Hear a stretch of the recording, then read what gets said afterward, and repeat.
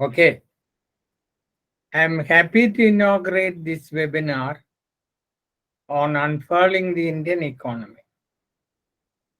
The subtitle of the theme clearly shows, as the President has said, that the focus is on economic growth, transformation, and sustainability.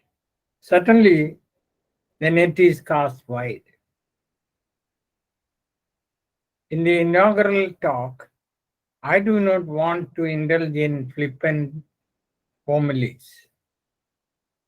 I may talk on unfurling the Indian economy, a freedom capability perspective.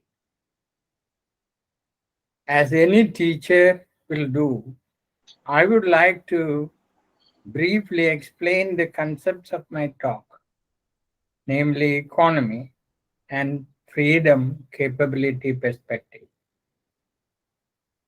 Friends, I am sure most of us think that we know the concept economy. I know for certain defining it is not easy. As far back as 1992, I wrote a paper titled Economics, Economy, and Market-Friendly Paradigm that is later published in my book, Globalization and the Quest for Alternatives. Broadly speaking, an economy is to be understood as a living and evolving social system engaged in the provisioning of the material needs of the people comprising the system, whatever you call Indian economy, American economy, rural economy, capitalist economy, and whatnot. A friend of mine, C.T. Kurian, wrote a book. Its title was The Economy. He defined the economy as society's organizations to provision the material needs of the members, consisting of ways in which resources are owned and controlled, resources and labor are put to use to production, and how claims on the product are settled. This is not real economic life, but it deals with the organizing principles of production and settlement of claims on the product that is produced. Please note that teachers of economics considerably busy with the micro and macro seldom bother to inquire into the concept of economy. It was precisely because of this that when I started a new MA course in economics in the Dr. John Mathai Center, I introduced the paper Indian Economy and made it compulsory. I know what excellent outcome it made. At this point, let me tell you that I venture to analyze some of the some of the outcomes of the Indian economy since independence from the freedom capability perspective. Given the vast literature on the theories related to freedom capability, it is very difficult to present a snapshot of this approach. Although the origin of the approach may be traced to Aristotle, in the present context, it is primarily attributed to Amartya Sen, his colleague Jean Trees, Martha Nussbaum, and others. I have gone through most of the writings of these authors, not once, but many times. In the freedom capability perspective, the development is understood as a process of expanding the real freedom of people, freedom becomes important, both as an intrinsic value and as an instrumental value that enhances the capabilities of citizens. The term capability refers to the real ability of a person to achieve those functionings considered important, to lead the life that one has reason to value. Functionings refer to the life a person achieves as a combination of various doings and beings. Capability is essentially the freedom to choose the life that one values. I repeat that. It is here that the idea of development as freedom assumes significance. Capabilities that enhance valuable functions can be expanded by the public policy, interventions, and public actions, as in Kerala. Removing unfreedoms like poverty, illness, illiteracy, tyranny, etc., and expanding capabilities thus becomes the crucial means as well as the primary end of human development. The idea with reference to India is what I wish to examine via the so-called unfurling the Indian economy. Per capita income or GNP growth rate is what India and most other countries use to measure progress. I believe it is important only as a means to secure people's freedom by expanding their capabilities and widening their choice. Let me quote Dries and Sen. This is not from the book, it's an article.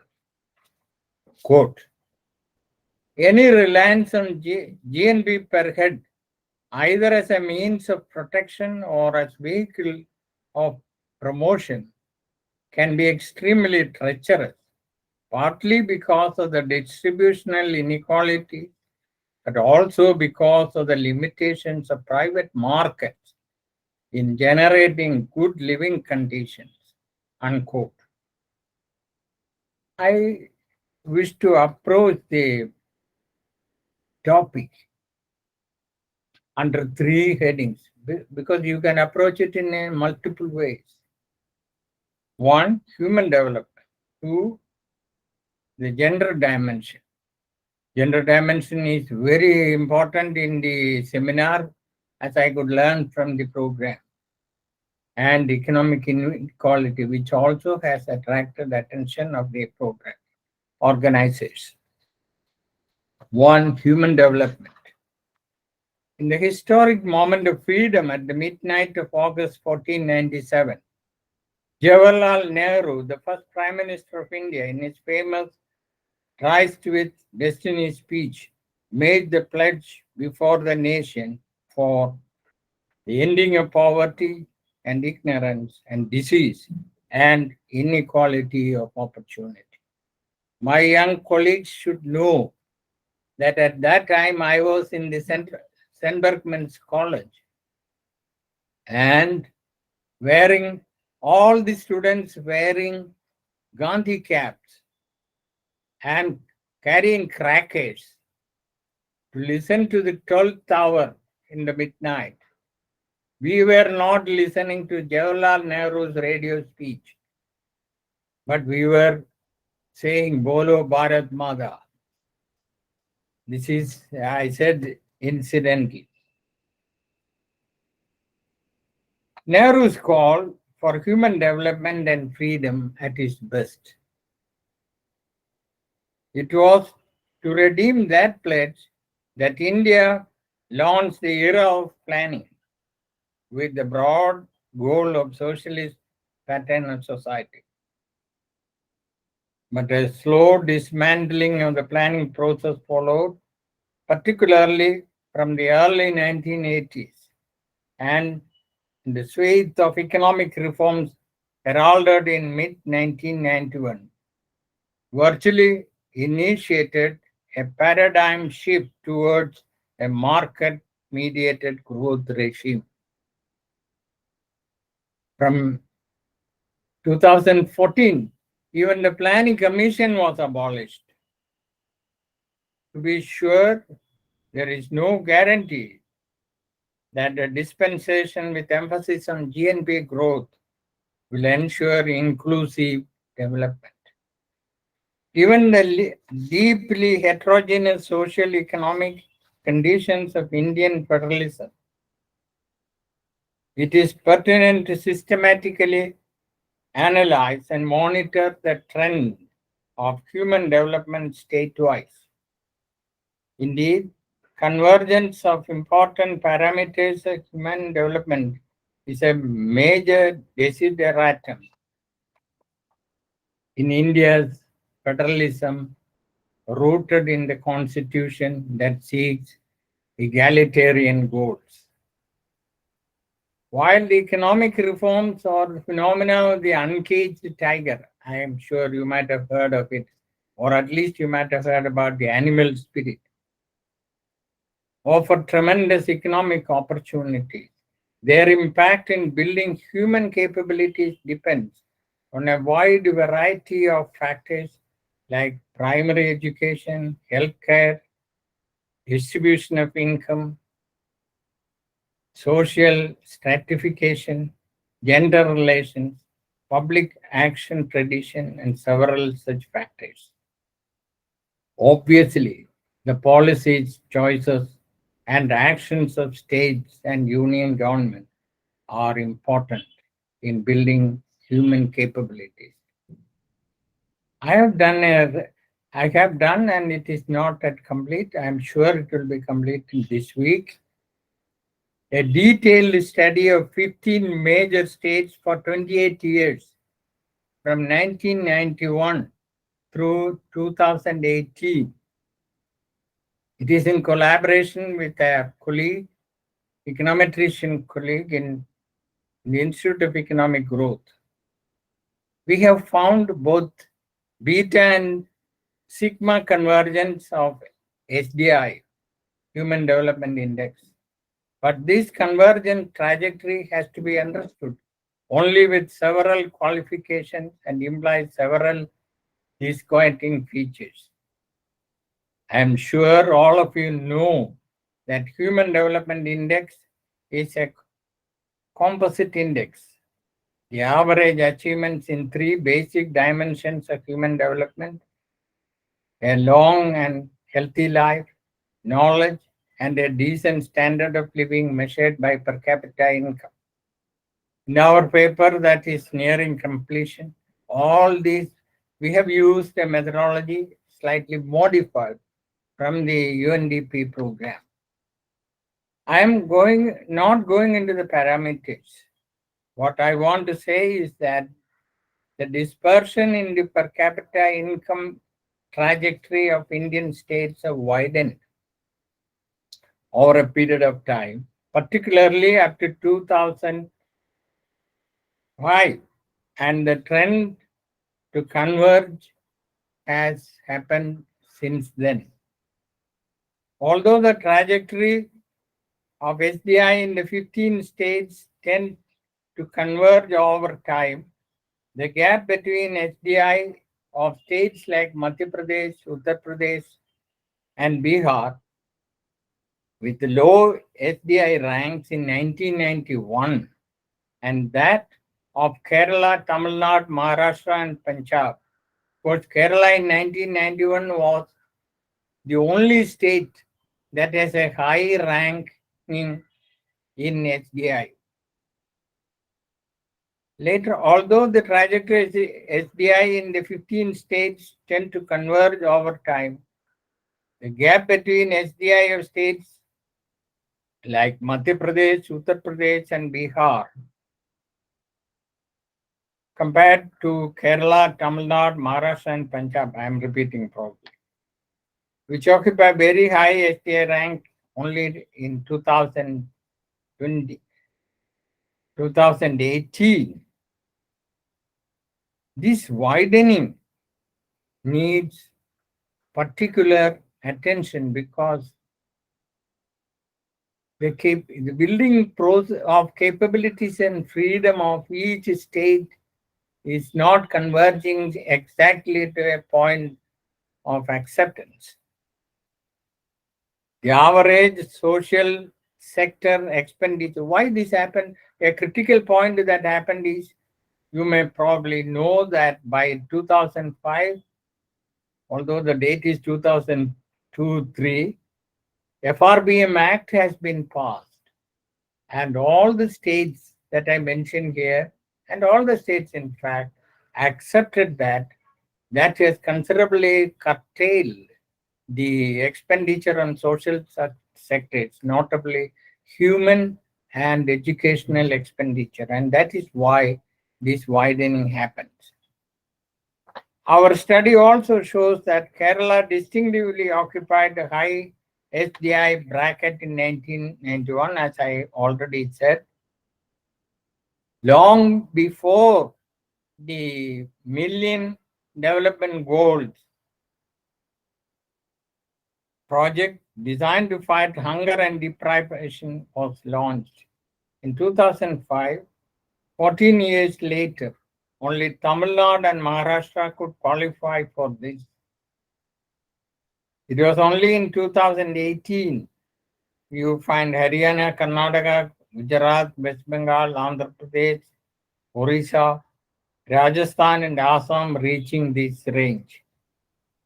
By 2018, Kerala is in the very high bracket, along with Tamil Nadu and Maharashtra. Unlike Maharashtra and Punjab, Kerala and Tamil Nadu were poorer states even in the 1960s and 1970s. Today's Hindu carries an article by Rengarajan and Shanmugam on Tamil Nadu's growth going to 1 trillion by 2030. Please read today's Hindu.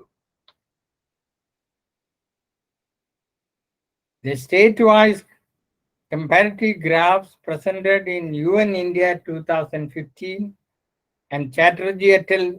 In 2016 relating to MDGs shows that MDG means Million Development Goals, that besides Kerala, Maharashtra and Tamil Nadu occupied lead positions. Indeed, while many states have been struggling for freedom from multiple deprivations like ill health, illiteracy, and poverty, Kerala and Tamil Nadu successfully negotiated a different trajectory. I have no doubt that scholarly writings of Dries and Sen, spread over more than 2 decades from the latter half of the 1980s, on the failure to provide elementary capabilities such as to live long, escaping avoidable mortality, the right to know, and so on, to much of humanity could be selectively drawn upon to offer some explanations about the glaring disparities in human development that I have already encountered in my presentation. Presented. We are particularly impressed, our study, I mentioned that, I mean that, we are particularly impressed by their 4 books on Indian development. I know most of you know that in 1995, Dries and Sen produced India Economic Development and Social Opportunity, 2002, India Participation and Development, 2013, The Uncertain Glory, India's Contradictions. I am referring to these books. And also we have referred in the paper that Indian Development, a Regional Perspective, edited by these authors. In their pioneering work on hunger and public action, there is a section comparing China and India, which introduces Kerala state to the world of development economies. Please read chapter 11. For, the, for Kerala's success in public action, aimed at promoting the basic entitlements and capabilities for the people, even when her economy was poor at that time. Very poor, that's what they say. They argue in another paper that the distinction of China, Kerala, Sri Lanka, or other countries with a distinguished record of support-led security growth does not lie in the size of the financial allocation to particular provisions like education, health, and so on, but in their determined public action, particularly in favor of the disadvantaged society of the society. In their extensive studies of Indian states, largely within the freedom capability perspective, they show that Indian states like Kerala, Tamil Nadu, and Himachal Pradesh, in today's Hindu, there is also an article on Himachal Pradesh. Himachal Pradesh is particularly important because it is coming up to enhance the capabilities in terms of providing elementary education, health, social security, and others. In brief, I want to skip. In brief, Kerala and Tamil Nadu have consistently consolidated the growth gains to maintain a higher trajectory by channeling the growth gains for the larger public. The second point is the gender dimension. Reducing inequality between men and women in the access to resources and opportunity is an important measure of civilization. It is here that India has certainly failed. The Global Gender Gap Index, produced by World Economic Forum from 2006, with a stable methodology using 4 sub-indices. I have written on this in the Hindu. Economic participation, educational attainment, health and survival, and political empowerment. On these 4 indices that they use, even in these 4, there are 14 parameters that were employed to measure the gender dimension and the scaling of the gender position. In 2006, India's rank was 98. Please listen to this. It was 98 as against 13 for Sri Lanka and 91 for Bangladesh. This was 2006. That India fell to 135 in 2022 today, whereas Bangladesh improved its position to 71. Comparison with Pakistan's 143 rank or Afghanistan's 146 rank and offer only cold comfort. When we examine the sub-indices, economic participation and opportunities that capture the labor force participation gap, the remuneration gap between men and women, and the advancement gap, India falls from 110 in 2006 to 151 in 2021. Worse is the case of health and survival sub-index, which captured the phenomena of missing women. I'm sure some of you, all of you might have heard about the phenomena of missing women, where the slippage is from 103 in 2006 to 155 in 2021. Where is India going? that the female-male ratio of Indian state is above unity. Only in Kerala is not something to write home about at the 75th year of independence. At the reported Indian Penal Code,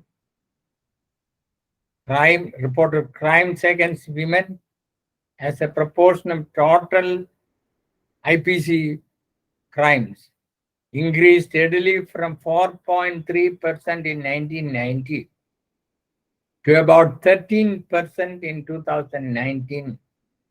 This is an ominous trend. And this happened in a country where 20 states reserve 50% and others one-third of local government seats to women. This certainly does not speak highly of our democracy. Third point, Thomas Piketty. I am using Thomas Piketty and Lucas Chancel because they are the acclaimed authority on inequality in the world today.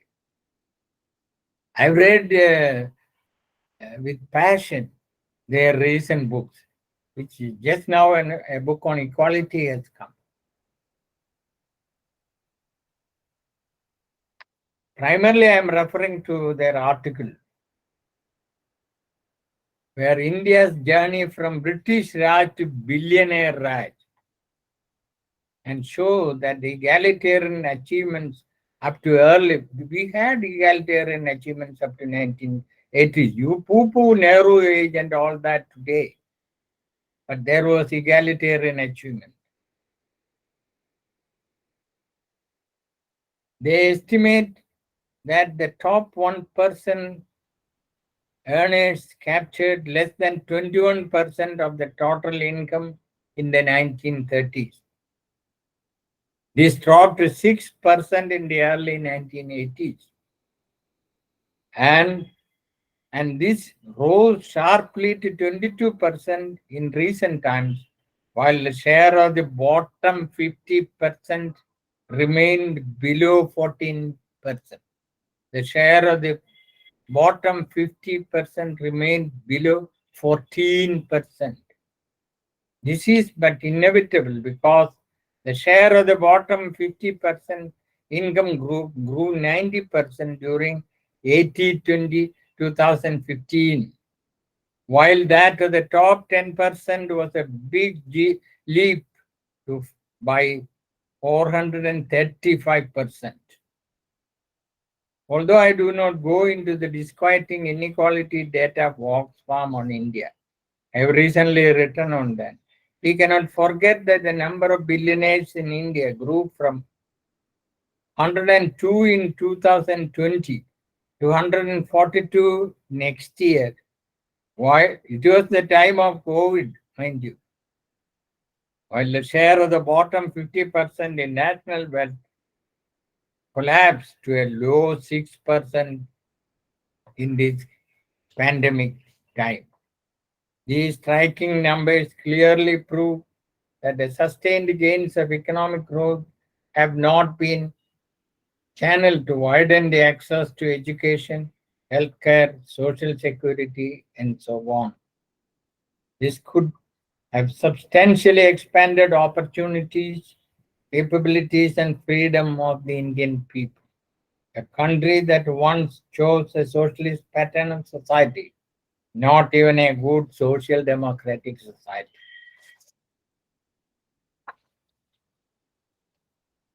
Unless serious public interventions are made, inequality of opportunity will only widen, where deep-rooted social disparities in gender, caste, and class coexist. True, the constitutional guarantees of reservation in employment and education help the historically marginalized communities to a limited extent to expand their opportunities. But because they had to contend with powerful groups with great initial endowments and high momentum of an early start and also push and pull. Moreover, India, which fought independence on the slogan of land to the tiller. I have written on this. Failed seriously to implement land reforms and their redistributive objectives. While the property owning class were winners, the landless Dalits, Adivasis, and poor, and the fisher folk in general could not go forward. Anti poverty programs were milk cows for public servants, bureaucrats, that in, who were doing this. Efforts at expanding social opportunities and freedom have failed, and the malady continues to persist. After 75 years of independence, the inequality of opportunity which Nehru wanted to eradicate has only systematically widened. The main lesson I want to tell you is that its much trumpeted record as the fastest growing economy of the world and the fifth economic power outdistancing Canada, Britain, and all European countries today will come to naught if the country fails to expand the capabilities and freedom of the people. Thank you.